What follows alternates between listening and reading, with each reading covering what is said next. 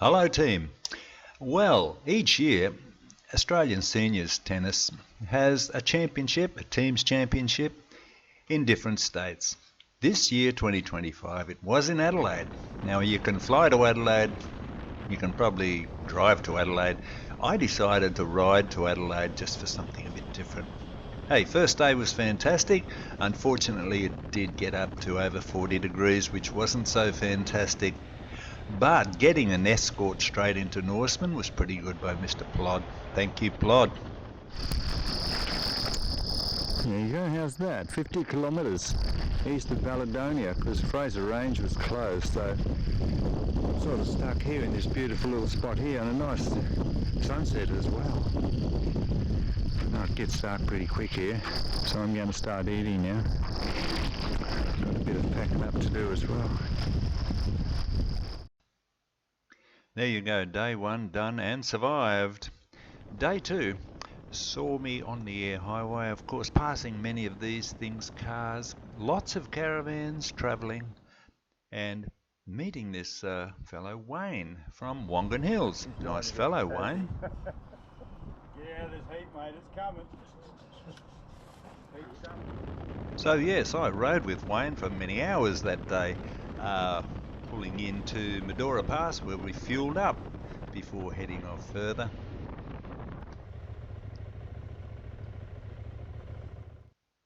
How do these blokes do it? 42 degrees. And there's a new stop now. It wasn't even operational. You get welcomed by the two dogs. Hello, mate. No fuel last time, but this time it's been refurbished. Yes, Mundrabilla. Fueled up there. And then this is where I left Wayne. He continued on to Tasmania. And I wanted to go to the old Cunalda homestead. The road in is pretty good, honestly. It was really rough years ago, but they've done some work on it for the tourists. You can ride through the old graveyard, and it's like a set from Mad Max. These are the cars that didn't quite make it across the air highway, too expensive to fix. They were just completely dumped. Then one of the houses there, which are made from the old railway sleepers, fantastic idea, and heavily constructed. This one I did want to get into just to see what was inside. And now these are out in the open, none of them are locked, and there's no graffiti anywhere, there's no rubbish. It's great to see all these people looking after these historic places, because there honestly is so much history on the old air highway. If you want to have a look, lots of paraphernalia in here, and you can easily put your swag or your sleeping bag on the floor here, or if you're really keen, you can throw it on one of these mattresses and get a great night's rest. I wanted to stay there, but unfortunately I didn't have enough water.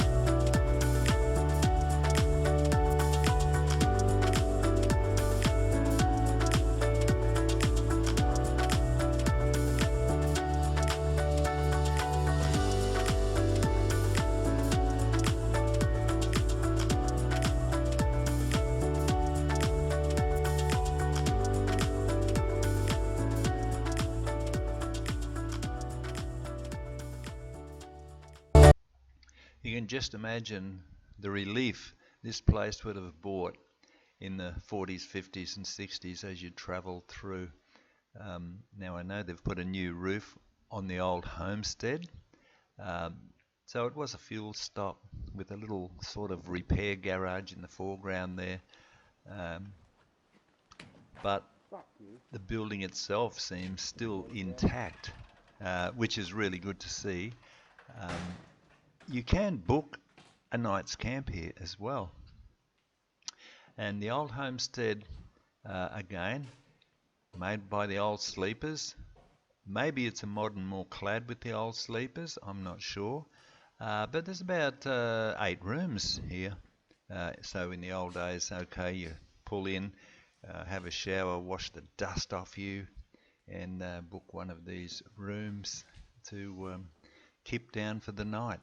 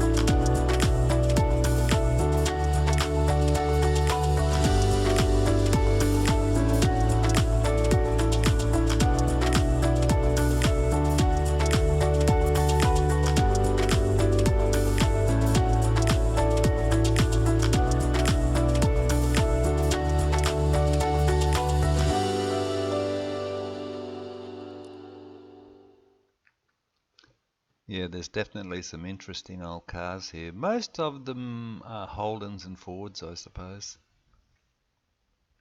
You can see the road in leading back to the coast. It was a bit of a farm as well.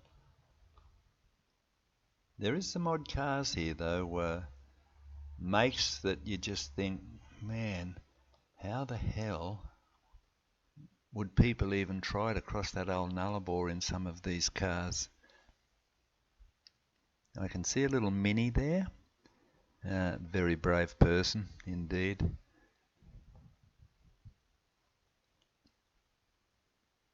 Unfortunately, being about 20 kilometres from the coast, rust is taking its toll, I suppose. There's not much left that can be salvageable, but it certainly is an interesting sight. There's a few trucks there as well, twisted chassis and whatnot. All the machinery has been taken, I think, from the farm. Yeah, so well worth it to pull into Canalda Homesteads, K-O-O-N-A-L-D-A, Canalda. It's well worth it, a lot of history there. And looking back on the old Australia when everything was unsealed going across, it would have been such an adventure. This was only 18 kilometres of beautifully sort of graded, unsealed road, so no issues for us. But yeah, getting back to the highway, and this time I wanted to make it to Nullarbor Homestead. It's only about 100 kilometres to go from here. Pretty easy, getting late in the afternoon, and I'm pretty tired. I'm pretty hot again because it's over 40, of course. But pulling into Nullarbor Homestead, it is a bit of a relief. And this place has boomed because there's a mine out the back. Lots of people are actually living here, and lots of caravanners, they call in here for the night. The pub puts on a great meal, a really well-run pub now. He's had a lot of famous people perform there as well. And anyway, he set me up for the night, which I really enjoyed. Set my little tent up, and believe it or not, that was day 2. Finished, made it. Had a nice meal there as well. Hey, how good is that? Living the dream. So day 3 I set off early. Riding into the sun is a bit of a chore, but you know, there's a lot of clearance on either side of the road, so you can pick up wildlife. I I'm hoping, although I didn't see any yet, so that was good. This part of the road scares me a bit coming into South Australia because of the trees on either side. You think, oh, is Joey just ready to jump out on me? And here it is, the first turn left after 1,200 kilometres from Norseman. So proud to turn that bike. Good evening, Sejuna. Yeah, that's pretty hot, all right. Just wet my scarf up a bit there. Got a bit of water. Pour on me. That thing there. Oh, makes a difference.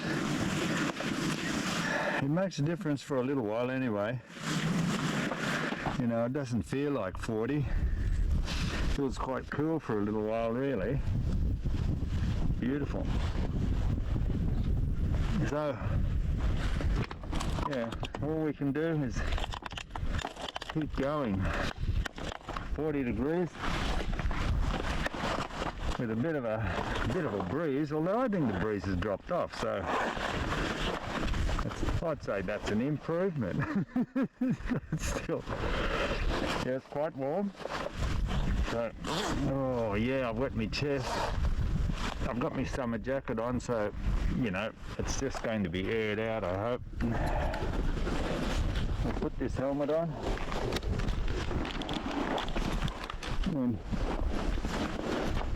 Okay, no flies now. Put the helmet on and keep heading to Port Augusta. Righto.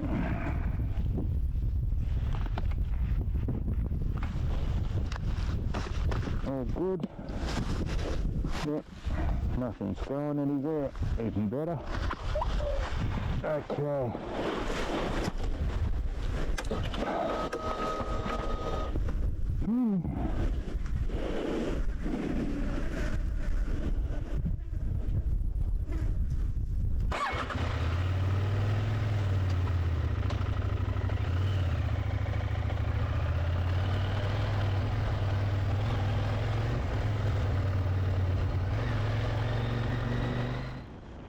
I was heading towards Port Augusta, but honestly it was so hot I just kept riding, and I did go past Port Augusta and I made it to Port Germain. What a beautiful little town. I got the last camping spot, pretty happy about that too. Wow. What do you reckon? I made it. Port Germain? Port Germain, is it? Oh, it's near the coast, but man, still 39. Bloody hot, so I'm going to eat and sleep. So, I've got a bit of kit here, yeah. Get the beans out. Put stuff in the fridge earlier. First things first. Oh yeah. This should be nice and cold now. What do you think of that? Looks cold. I'm going to try that. I'm going to have dessert. I'm going to have baked beans with no added beans. Look, honestly, I might have one of these. That's going to do me. And I've got to get some shut-eye because honestly today knocked me around.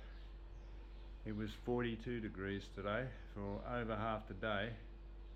I just kept wetting myself down, all my headgear, my top. So I got that Coolgardie safe sort of effect for about probably 20 minutes. And then it just went, oh my God, what am I doing here? Oh, look, tomorrow 42 in Port Augusta, but I'm at Port Germain and I'll be in Adelaide. It's only about, I don't know, 30 odd. Awesome. So yes, day 3 completed. How good's that? So day 4, I leave Port Germain. What a beautiful little town. Really loved that place. And Adelaide wasn't too far. So pretty happy about that too, even though it was still 40 degrees. What's wrong with this place? Oh yes, now this scares me, this place. Yeah, but got into Adelaide, no issues, and met my host, a beautiful Airbnb in Adelaide. Hey, they were great hosts as well, welcoming me. Look, they've even got a spot to put my bike behind their car. That's their front door, can you believe it? It even fits a bike. How good is that?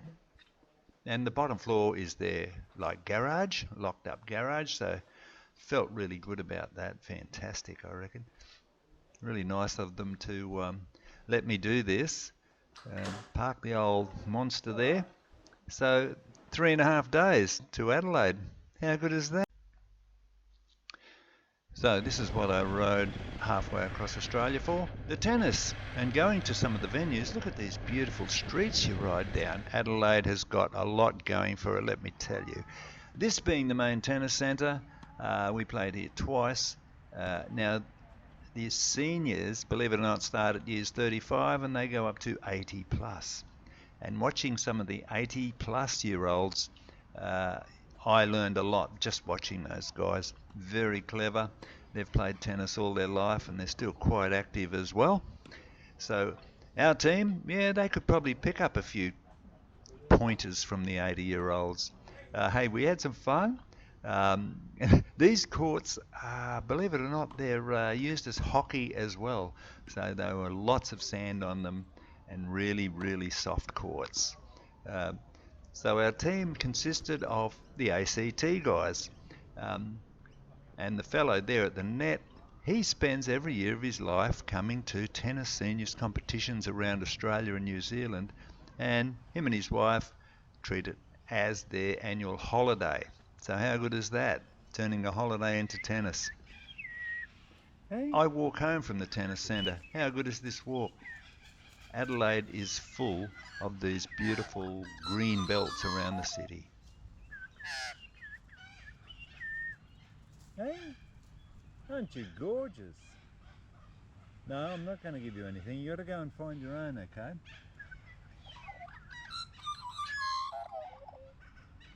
Bye-bye. See ya.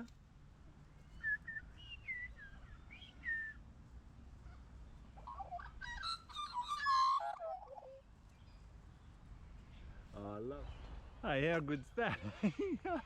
Just fed the magpies. They are so awesome. They come right up to me, but I had no food for them. Such a shame. How good is this? How good is this place though? Look at this here. Look at this. Green. This is the green belt of Adelaide. Hey, careful, a bird. Yeah, green belt of Adelaide. Right around the city, which is just a square, I think. So they just have this massive green belt. It's so beautiful. I'm walking home now, so I'm probably 1 kilometre from home, but a beautiful, cool evening. And a bit more of my team in action, so look out. Okay, we've had 9 matches, and believe it or not, we won 5, and we finished 5th. So work that out. Pretty good fun though. Really good fun, yeah. Loved it. And then Adelaide. Okay, I went for a walk a lot. Now this is their main bridge across to the tennis centre.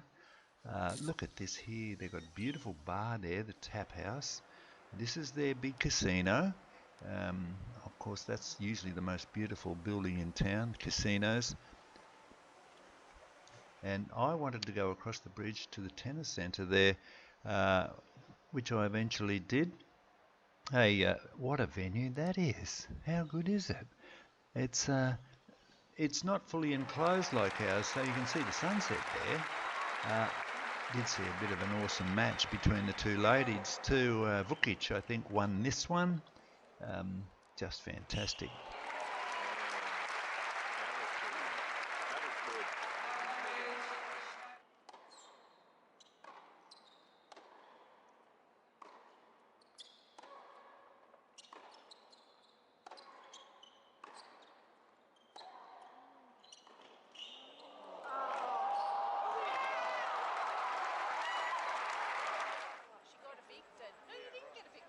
So off home now. Great night of tennis there, and it looks really pretty lit up at night, like all cities, I suppose. The train station's quite nice though, it's quite unique, and I even caught a tram. Oh, I wish we had these in Perth still. They're great fun, aren't they? Just hop on, hop off. You can't sort of go wrong with a tram, really. Sort of they're on rails. But that was great. Time to pack up and head out of town. This is early. This is probably 6:30. I started to head out of Adelaide through all the stop signs, and I thought, oh, that's great. I wanted to go to Clare, and this GPS sent me all over the shop, through some pretty roads though, up in the hills. I'm not sure what part it was. I know I went through Gawler, but I did actually get to Clare. It's where I wanted to go. On my way to Port Augusta.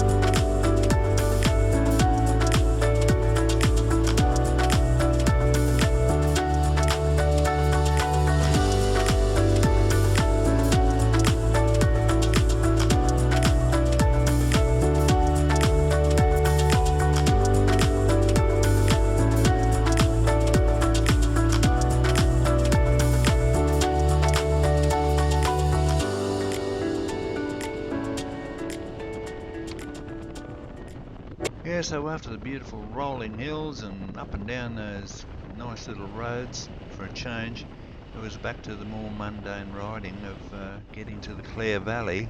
Very pretty place though, I find. It didn't take me long to get out of it though, heading further north, because I'm heading towards Port Augusta. That's where I come out, hopefully. Just finding this GPS, I do that. I even went through Snowtown again, that's twice. Scares me a bit. Adelaide is full of these things. I'm just hoping the wind keeps blowing for them. I get past Iron Knob, Whyalla, and it starts to heat up again, which annoys me a bit. I get to Eucla. It's still hot. I get down that Eucla pass on that flat bit. That's still hot. I get towards Madura Pass. Still hot. Oh my God, I'm thinking I'm just going to keep riding. Poochera, Manippa, all those little towns. I end up again at the Roadhouse, Nullarbor Roadhouse. Such a big day. It's fully booked. I was so hot. I wanted that air-conditioned room, but fully booked. It's so popular. So down I went to the back corner again, set my tent up, and it was a beautiful sunset actually. So I put my gear out, set my bunk up, and had a beautiful meal, home cooked of course, in their camp kitchen, and settled down to a good night's sleep. And that was the first day back, a big day, a big hot day. The second day, yeah, got up early of course and headed west, and it's good riding west in the morning with the sun on your back. It's fantastic, but pretty yeah, very nice. Oh my God, what is wrong with those people? 42 degrees and doing that. And look at this, they've got hundreds of kilometres and they've got to get blown off the road by those big things as well. Anyway, I find a place to stop. So here's a little catchment area. They've put a roof up and there's a tank out the back that collects water. This is between Kaiguna and Baladonia. I pulled in there. It wasn't too hot. I think it was 36 now, and I had a little tailwind, so quite enjoying this part of the ride. But getting hungry, a bit thirsty, I pulled in and had some lunch. Great to see a table there they've put in for us before I headed out again. You know, great to see these things. Bit of history, I suppose, for us. I don't know how old this is. The wind behind me. Anyway, I made it well past Baladonia. I thought, hey, Norseman, here we come. So I get to Norseman, I think, the evening is so nice, I'm going to keep riding. And I made it to Widjimulfa. Now these fellows worry me. I know they're two Rajas, and I know they do this in India, but I found out later the big truck was running and they'd locked the damn keys in the truck. It took them an hour and a half, but they finally got in, got their keys out, and I think they stayed the night. So I kept going to my room, of course. Looking forward to this. Hey, bike undercover, what could be better than that, eh? Little patio there, little table. There was a lot of chooks running around as well. So yeah, a little bit on the welcome mat there for me. But what I wanted in the room was a bed. Alright, the mattress might have been stuffed with chook feathers, but it didn't really worry me that much. But it was a real worker's room, this one, and it had all the important things. Like it had the fridge, it had a great breakfast bar, probably the best one I'd come across. Lots of food, including Weet-Bix, a jug and a toaster, all that stuff. What I really wanted but was a shower, and even though all the taps were dripping, the shower worked very well, thank you very much. And the coup de car was really this thing on the wall, which was on. The pub was so interesting. I went in there for a beer, and even though these things rumbled past all night, and the air conditioner was clanking away, nothing worried me. So that was the second day, a hard day, hot day, but hey, I'm getting towards home. I get up early for the last day, and I hit Coolgardie. What a beautiful town. These buildings really are fantastic. Days gone by. It's quite sad to see half of Coolgardie for sale. Like this pub here, just imagine that pub in its heyday. So sad to see them sort of, you know, going to rack and ruin. Now remember riding along, you know, a bolt fell out of the little guard here. Well, I go into IGA in Coolgardie, I buy a set of cable ties, I come out, I look on the ground, can you believe it? There is a cable tie that my God has put on the ground right beside my bike. It's been driven over hundreds of times, but honestly, fitted like a glove. And of course, tightened in, got me home okay. That's the only thing that went wrong with my bike. As opposed to this fellow. Why they do it I don't know, but good luck to them. The rest of the ride home was really good. They're doing a lot of road works which should be finished in the next month or so for us. So this gentleman, Bob, Nice ride look, home. I've got some new boots. I guess where the old ones are going.